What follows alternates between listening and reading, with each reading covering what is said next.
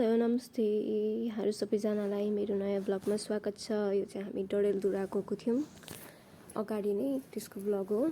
हामी चाहिँ बाइकबाट नै ट्राभल गरेका थियौँ। त्यहाँ चाहिँ हामी 2 दिन बस्नको लागि गएको थियौँ कामको सिलसिलामा। त्यसपछि बाटोमा जाने क्रममा यस्तो हनुमानजीको मूर्ति, पञ्चमुखी महादेवहरू देखा पर्यो।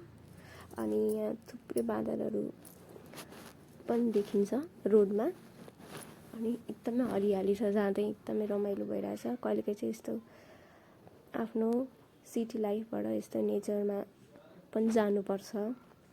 हामी पनि जान पायौँ, म पनि जान पाएँ। यता धनगढीबाट चाहिँ डडेलधुरा मेरो फर्स्ट टाइम थियो, अहिलेसम्म गएको थिएन। म चाहिँ एकदम एक्साइटमेन्ट भइरहेको थियो जानलाई। फेरि बाटोमा पनि यस्तो हरियाली देख्दाखेरि चाहिँ मन नै कस्तो फुरुङ्ग भयो कि, आनन्ददायी मजा आउँछ। तर अब यहाँ हेर्छ त, हामीले यस्तो मोटो मोटो लुगा लगाएर गएको थियौँ, तर यति लुगाले पनि हामीलाई थामेन। डडेलधुरामा एकदमै जाडो छ, धेरै नै। अब अहिले त हिउँ पर्ने सिजन होला, हामी चाहिँ अलिक जाडो स्टार्ट हुँदा गएको थियौँ। त्यसपछि हेर्छ न कस्तो त्यो पहाडहरू पनि पुरै आउट अफ पोस्ट कार्ड जस्तो क्या। सानो बेलामा पोस्ट कार्डहरू बाँडिन्थ्यो नि, यो देख्दा चाहिँ मलाई त्योवाला कस्तो ठ्याक्कै पोस्ट कार्डमा देखेको दृश्य चाहिँ आफ्नै अगाडि देख्न पाउँदा चाहिँ एकदमै रमाइलो लाग्यो। Nepal is beautiful. अनि यहाँ हामीलाई फर्स्ट स्टप लियौँ, चिप्सहरू खायौँ। अनि त्यसपछि एकछिन बसेर यति बेला हामीले 2 आवर्स जति कम्प्लिट गरेका थियौँ। अब अझै 3-4 आवर्स हामीले जानु थियो। त्यसपछि यो जाने क्रममा अब यो चाहिँ बासुवीरतिर हो। अनि यहाँ चाहिँ हामीले दिउँसै स्याल पनि देखाएको थियौँ कि बासुवीरमा। खतरनाक भिर हो भन्थे, भिर चाहिँ खतरा छ, एकदमै डेन्जरै छ त्यहाँको भिर। त्यसपछि जाँदैछौँ अझै पनि हामीहरू। अब एकदमै डाँडा काँडाले हरियाली है, अनि पहाडै पहाड। त्यहाँ पुगुन्जेलसम्ममा त अझै कति धेरै हरियाली हुन्छ यसो बाटोमा। एकदमै स्मुथली बिस्तारै गइरहेको थियौँ हामीहरू चाहिँ, यस्तो स्पिडमा लगाएको थिएनौँ। बाटो पनि एकदमै राम्रो थियो है। अनि कहीँ चाहिँ एउटा दुईवटा ठाउँमा चाहिँ अलिकति ग्राभल रोड, पहिरो गएको बाटोहरू पनि थियो। अहिले हजुरले अगाडि देख्न सक्नुहुन्छ। हेर्छ न यति बेलामा चाहिँ पुरै सनसेट हुने बेला भइरहेको थियो है। पुरै रातो कि, एकदमै गोल्डन आवर कस्तो राम्रो देखिएको छ। हेर्छ न रातो रातो आकाश नै एकदमै राम्रो देखिएको क्या। कस्तो राम्रो सनराइज हुने टाइम थियो। हेर्छ अझै त्यहाँ हिमाल पनि चम्किरहेको छ। यो सायद अपी हिमाल होला। हिमाल अघि भनेको थिएँ नि, पहिरो गएको बाटो चाहिँ यतै हो। बाटो चाहिँ अलिक सानै छ यताको, फराकिलो छ तर पिच छ कि एकदमै राम्रो बाटो। यस्तो ठाउँ भए पनि बाटो चाहिँ पिचै छ। कहीँ चाहिँ ग्राभल छ, तर त्यति धेरै गाह्रो भएन हामीलाई। हेर्छ त कस्तो राम्रो लेन के हो। अनि यहाँनिर चाहिँ यस्तो आर्मीहरूको गार्ड पनि रहेछ। कस्तो दामी देखिएको छ यो हिमाल। यो भिडियोमा त जस्टिफाई नै गर्न सकिँदैन, रियालिटीमा त्यति धेरै राम्रो थियो। यस्तै घुमाउरो बाटोहरू है, जानुपर्ने जङ्गल पनि छ बिचबिचमा। यो अब डडेलधुरा पुग्न आँट्दाखेरि हो यो चाहिँ। अब जस्तै 1 घन्टा जस्तोमा चाहिँ हामी डडेलधुरा पुग्छौँ यहाँबाट। अनि बिचमा गएपछि एउटा गोलो आउँछ, त्यहाँबाट चाहिँ डोटी कता जाने बाटो छुट्टिन्छ। हामी चाहिँ डडेलधुरातिर लाग्यौँ। त्यो मैले क्याप्चर गरेको छैन भिडियोमा। अब यहाँबाट छिरेपछि लगभग डडेलधुरा छिर्यौँ भनौँ न। अनि यहाँ चाहिँ यस्तो कृषिहरूको गर्नुभएको रहेछ। डडेलधुरा भनिरहेको थियो है, यहाँ धुवा पनि आइरहेछ कि। अनि त्यो धुवाले नै डडेलधुरालाई रिप्रेजेन्ट गरे जस्तो पनि लाग्यो के हो त डडेलधुरा भने। तर ठाउँ पनि अलिक। अब यो चाहिँ हामी डडेलधुरा पुग्यौँ। हामी बस्ने होटलमा 2 दिन यस्तो दामी लागेको थियो नि। त्यसपछि हामी चाहिँ यो होटलमा बसेको थियौँ। होटलको रुम यस्तो थियो, सिम्पल तर सफा थियो जे होस्। अनि सर्भिस पनि राम्रो थियो स्टाफहरूको। 2 दिनको लागि ठिकै हो। योभन्दा राम्रो चाहिँ थिएन अरू होटल। यसमै बस्यौँ हामी चाहिँ, सहजै भयो। त्यसपछि हामी कफी खान निक्ल्यौँ। एकदमै जाडो भएको थियो हामीलाई, त्यही भएर कफीले अलिअलि वार्मअप हुन्छ भनेर हामी नजिकैको क्याफेमा चाहिँ कफी खान गयौँ। सरलाई भेट्नु भयो। उहाँले चाहिँ हाम्रो यस्तो यस्तो छ भनेर एक्सप्लेन गर्दैछु। यो चाहिँ नेक्स्ट डे अब हाम्रो बाल्कनीबाट देखिने भ्यू हेर्छु त कस्तो राम्रो के, यस्तो ग्रिनरी नि। यति बेला चाहिँ मैले शीतललाई याद गरिरहेको थिएँ, त्यसलाई ग्रिनरी एकदमै मनपर्छ नि त। इफ हेरिरहेछ भने हेर है, शीतल कस्तो दामी ठाउँ छ, ग्रिनरी। अझै साथीभाइहरूसँग यस्तो ठाउँमा आउन जानु कति रमाइलो हुन्छ होला है, आफ्नो ग्रुप मिल्ने। त्यसपछि अब यो सबेरै बिहान हामी निक्ल्यौँ उग्रतारा मन्दिर, यहाँको प्रख्यात मन्दिर एउटा। हेर्छ न स्काई पनि कति राम्रो कि, यो ठाउँ त यति नै मन पर्यो नि मलाई, I can't describe in words क्या, यति धेरै राम्रो छ। जहाँ गयो त्यता नै राम्रो छ। अब यो उग्रतारा मन्दिरमा चाहिँ हामी मर्निङमा दर्शन गर्न गयौँ, बिहानै चिया खायौँ, नास्ता गऱ्यौँ अनि गयौँ हामीहरू। अनि हिजोको राति चाहिँ हामी साथीभाइहरूसँगै मजाले स्पेन्ड गऱ्यौँ राति। त्यो फुटेज चाहिँ मैले लिएन। अनि गफगाफ गरेर अनि त्यस्तै 10-11 बजीतिर हामी सुत्यौँ। त्यसपछि यो मन्दिर जाने क्रममा हो, एकदमै राम्रो थियो। यो चाहिँ मन्दिरको गेट यस्तो छ। अब यहाँबाट गएपछि हेरिसौ न, भ्यू हेरिसौ, यहाँको भ्यू हेरिसौ, एकदमै हरियाली, हरियाली नभएको त ठाउँ नै छैन कि, एकदमै रमाइलो छ। मौका जुऱ्यो भने हजुरहरू पनि गइसेला डडेलधुरा। यहाँ चाहिँ स्नोफल पनि हुन्छ अरे, यदि त्यो एक्सपिरियन्स लिन मन लाग्छ भने त्यहाँ पनि जान सक्थ्यो, त्यसको लागि पनि जान सक्नुहुन्छ हजुरहरू। तर लुगा चाहिँ एकदमै राम्रो प्रिपेयर भएर जानु होला। हामी ठिक्कको जाडो हुँदा त यस्तो जाडो लाग्यो हामीलाई, झन् त्यस्तो जाडोमा त धेरै नै जाडो हुन्छ र पानी पनि एकदमै ठिराउने थियो त्यहाँ मन्दिरबाट। मन्दिर जाँदा चाहिँ यस्तो एन्जल्सहरू होइन, अनि ऋषिहरू, गणेशजी, सबै के को मूर्तिहरू यसरी बनाएको छ। अब यहाँबाट चाहिँ यो इन्ट्री गेट हो उग्रतारा देवी मन्दिर।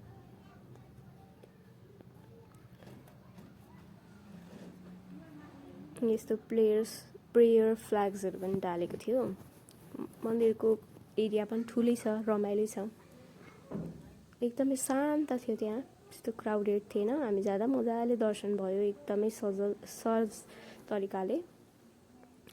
त्यसपछि हामीले चाहिँ एउटा फोटोग्राफर भाइले यसरी भिडियो फोटो खिच्यौँ, उहाँहरूसँग खिच्न लगायौँ।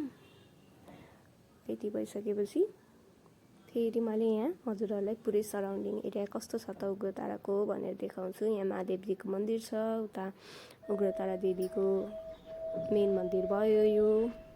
अनि राधाकृष्णहरू, गणेशजीको मूर्तिहरू, अनि घन्टीहरू राख्ने ठाउँहरू छुट्टै छ। यहाँ चाहिँ मेला पनि लाग्दो रहेछ, त्यति बेला चाहिँ धामी झाँक्रीहरू आएर।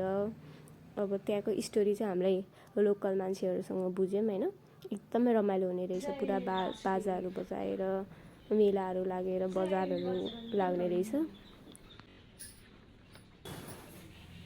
मन्दिरमा इन्ट्री गरेपछि घन्टी पनि बजाउनु पऱ्यो नि होइन साथीहरू। अनि त्यसपछि यसमा मैले परिक्रमा गर्दा भिडियो पनि क्लिक गरिदिनु भयो। एकदमै राम्रो छ कि, एकदमै कस्तो राम्रो कलरफुल छ।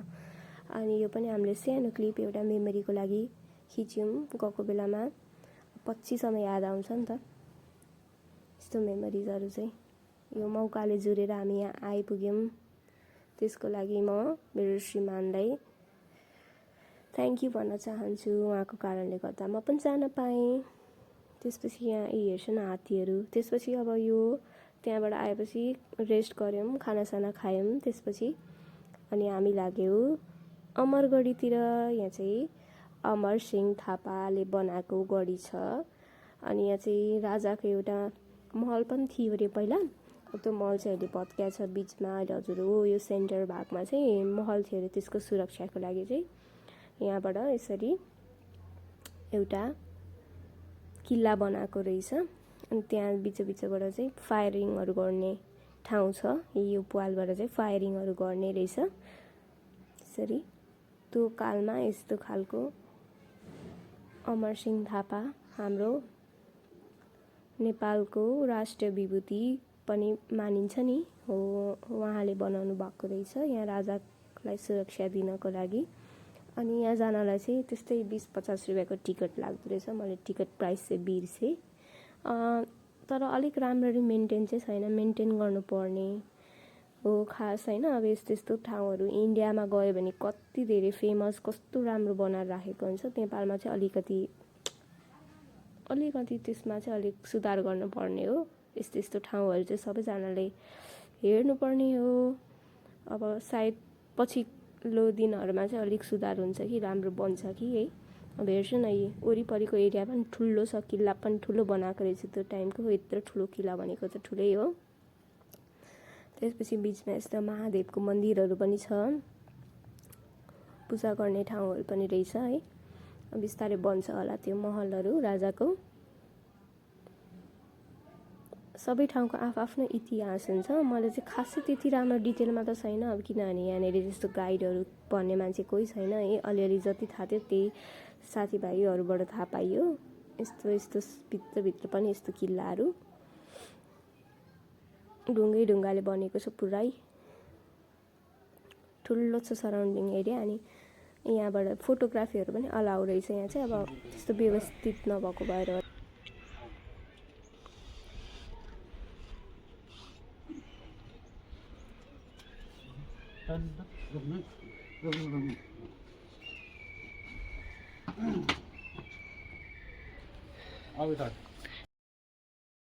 भिडियोमा हजुरहरूले चराहरूको मधुर आवाज पनि सुन्न सक्नुहुन्छ। कस्तो शान्त छ भनेर त्यहीँबाट हजुरहरूले विचार गर्नु होला। यो ठाउँ हेर्छ त, भ्यू हेरेछ त, अब डाँडा हेरेछ।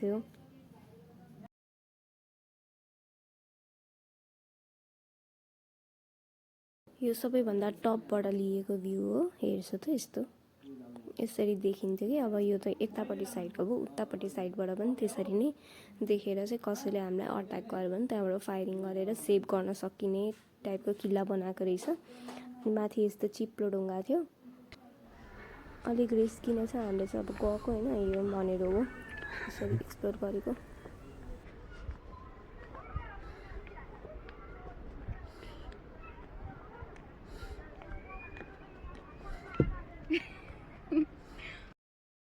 त्यसपछि मजाले वक गऱ्यौँ हामी यहाँबाट। अब निक्लिने तर्खर गर्दैछौँ हामीहरू, माथिबाट अवलोकन गर्दैछौँ दृश्यहरू के कस्तो छ भनेर। अनि यहाँ भिडियो बनाइदिनु भयो सरले, अब मेमोरी हुन्छ खिच्नु भनेर हामीले खिच्न पनि लगायौँ। सरले भिडियो पनि बनाइदिनु भयो, thank you Padam sir video बनाइदिनु भएकोमा। अनि त्यसपछि अब त्यो अघि जुन भर्याङबाट चढिरहेको थियो त्यहीँबाट हामी झऱ्यौँ। र यहाँ चाहिँ एकजना अङ्कल चाहिँ यसरी बस्नु हुँदो रहेछ। By by. हजुर हाम्रो धनगढी। हजुरको यतै हो? ए ल हस् त।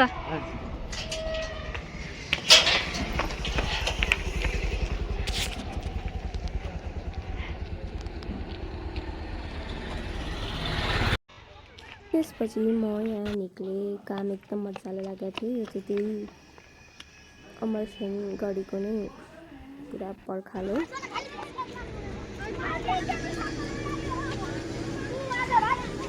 बच्चाहरू देख्दा चाहिँ चाइल्डहुडको मेमोरिजहरू एकदम ताजा हुने कि। यस्तो हल्लागुल्ला होइन, स्ट्रिटमा ग्रुप बनेर हिँड्यो, रमाइलो गऱ्यो। अनि यहाँ चाहिँ अब हामी रिटर्न हुँदैछौँ होटलतिर जान। ए त्यो भाइले हामीलाई पनि ब्लगमा लिइदिनु रे त्यो भाइले।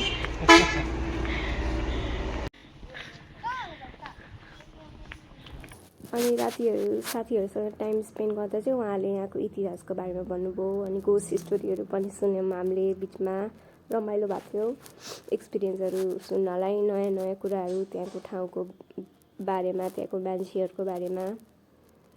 अलिअलि साथीहरू भयो भने पनि जे होस् काम लाग्दो रहेछ नयाँ ठाउँमा। हामी चाहिँ वर्कको कारणले गएको भएर चाहिँ वर्क पनि भयो, घुम्न पनि पायौँ है। को इतिहास भन्दाखेरि चाहिँ त्यो अरू त मैले अगाडि भनिसकेँ। त्यो अमरगढी चाहिँ अङ्ग्रेजको पालामा चाहिँ अङ्ग्रेजहरूबाट चाहिँ बस्नको लागि चाहिँ त्यस्तो बनाएको रहेछ। अनि एकदमै प्राचीन हो त्यो चाहिँ। अनि त्यहाँबाट नि कुमाउनी कल्चर मैले अस्ति नैनीतालमा भनेको थिएँ नि, हो त्यहाँबाट छुटेर चाहिँ उता इन्डिया गएको रहेछ। अनि त्यस पछाडि उग्रतारा मन्दिर चाहिँ एउटा शक्तिपीठ पनि मानिन्छ। पहिला राजाहरूले चाहिँ त्यहाँ दर्शन गरेर मात्रै युद्धमा जाने गरे रहेछ। अनि त्यहाँ चाहिँ आफै उत्पत्ति भएको रहेछ। अनि शिलालाई चाहिँ एकदम मानिन्छ। अनि दसैँ अनि चैते दसैँमा चाहिँ ठुलो मेला लाग्छ, बलिहरू पनि चढाइने गरिँदो रहेछ।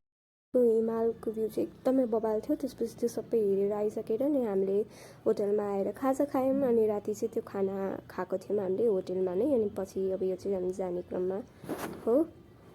बाजेको खिर पपुलर ठाउँमा सरहरूले सजेस्ट गर्नुभएको थियो।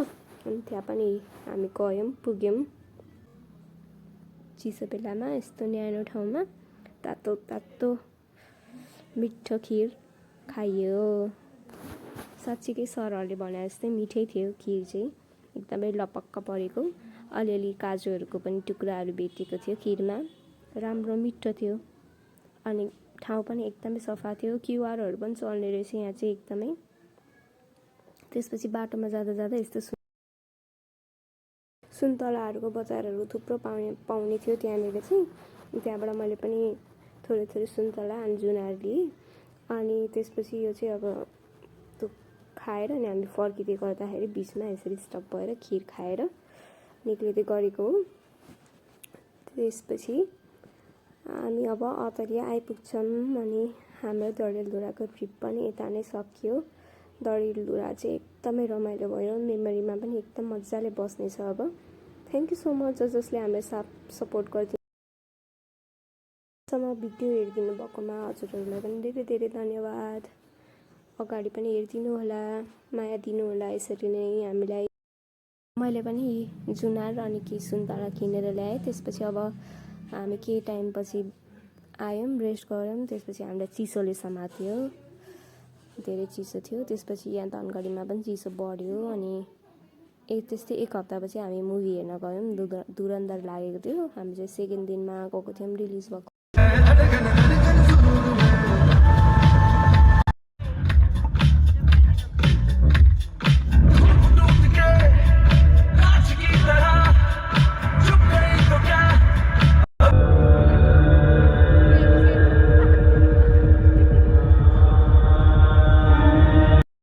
हजुरहरूले इन्जोय गर्नुभयो होला। त्यसपछि हामी पपकर्न र कफी लिएर चाहिँ फेरि मुभी हलतिर गयौँ। यो चाहिँ सेकेन्ड हाफ पछि हो। त्यसपछि फेरि क्लिप राखिदिन्छु, हेर्नु होला। मैं हूँ तेरा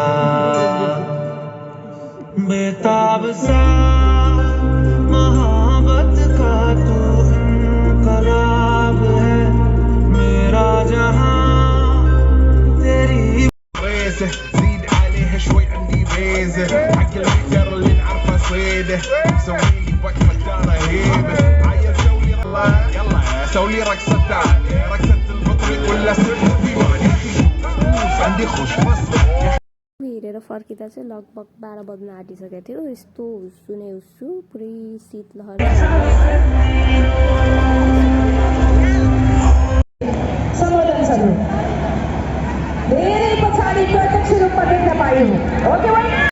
यहाँ महोत्सव लागेको थियो धनगढीमा चाहिँ। जहिले जाडो महिनामा महोत्सव लाग्छ। लास्ट इयर पनि गएको थियौँ। अनि यो इयर पनि हामी गएको थियौँ। अनि 7 बजेपछि गएको थियौँ। हामीहरू चाहिँ टिकट फी चाहिँ अगाडि नै लिनुपर्ने रहेछ, हामीसँग थिएन। त्यहाँको भाइले चाहिँ हामीलाई इन्ट्री मजाले दिनुभयो। थ्याङ्क यू भाइ, हामीलाई छिर्न दिनुभएको बेलामा। अनि हामीले त्यहाँबाट के सामानहरू ल्यायौँ, यो झाँझरहरू, यो जुसहरू निकाल्ने जालो, अनि चुरा।